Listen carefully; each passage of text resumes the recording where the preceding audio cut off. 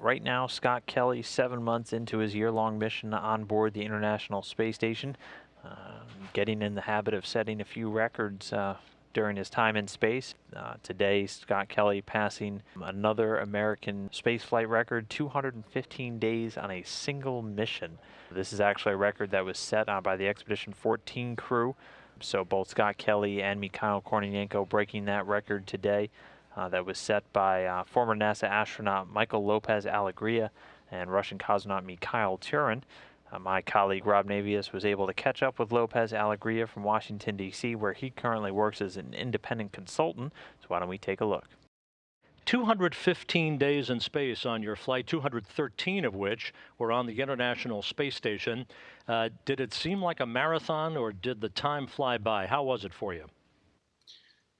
Surprisingly, it went by quickly. I had flown three short duration missions on the shuttle before that, and I was a little anxious about how it would be to have such a long flight afterward. But the time really went by quickly, and I think it's just the feeling of being part of a team and doing something that was important that obviously is there during a shuttle flight that really never went away on a station flight. So it went by very fast.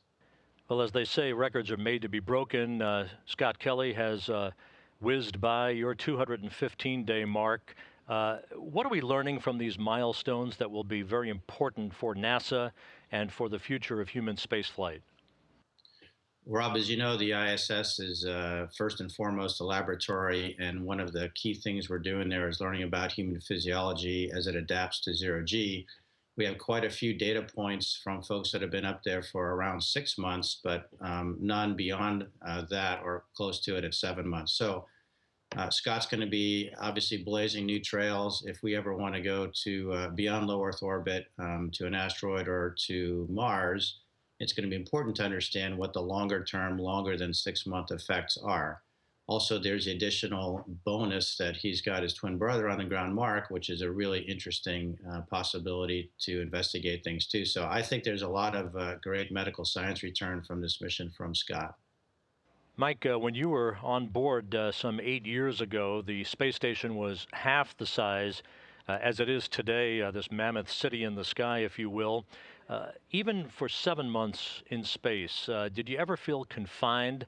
I know you did spacewalks. You were able to stretch your legs, as it were, outside of the station from time to time. But did you feel confined? Did you feel that you were missing something that you needed up there?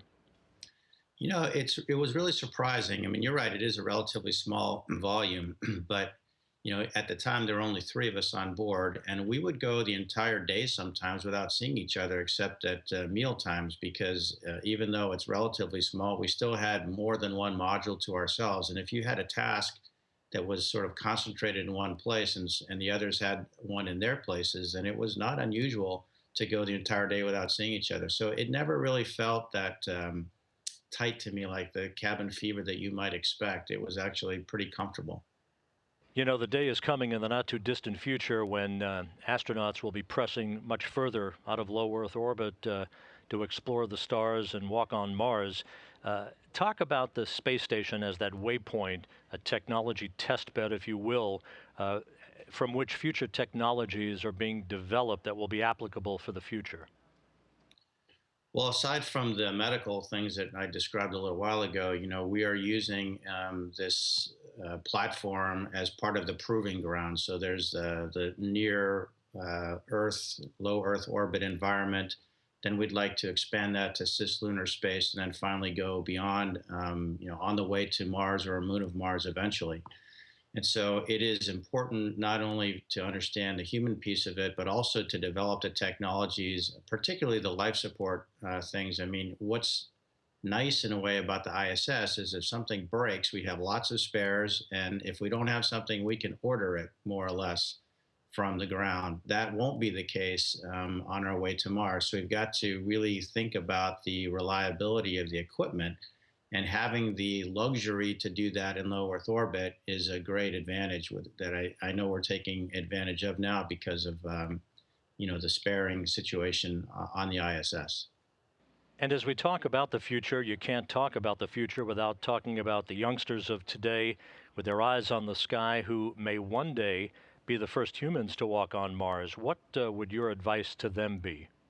Well, look, when I was an astronaut, I used to say study math or science. That's the way to become an astronaut. I think that's changing a little bit, and I would not only say to study math and science, which are obviously very important to be a professional career astronaut like we have at NASA, but there are opportunities to fly in space that are coming up via commercial companies.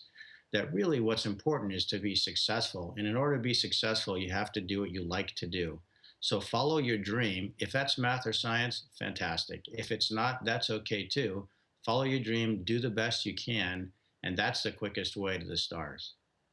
And Mike, age notwithstanding, you're not an old guy. Where would you like to be right now in line for a trip to an asteroid or perhaps to Mars? First, I mean, look, everybody. I was very fortunate and felt accomplished to have been able to fly as much as I did, and it's appropriate for us to hand the baton to the next generation. Seeing guys like Shell and Scott's a little bit older than that, but to some degree, taking the baton and running with it is really great. And I don't. I would love to be in the situation to fly again, but I'm content. Those of us that have moved on to do different things in life. So I salute those guys, the ones that are in the Corps, the 8 that would just join the astronaut corps at NASA, especially, and wish them well. And as you say, it's the people, the first people to walk on Mars are probably alive right now, and that's an exciting thing to consider. Mike Lopez-Alegria from Washington, D.C., I want to thank you for your time today. It's always great to talk to you, and best of luck. Likewise, Rob. Thanks to you. So long.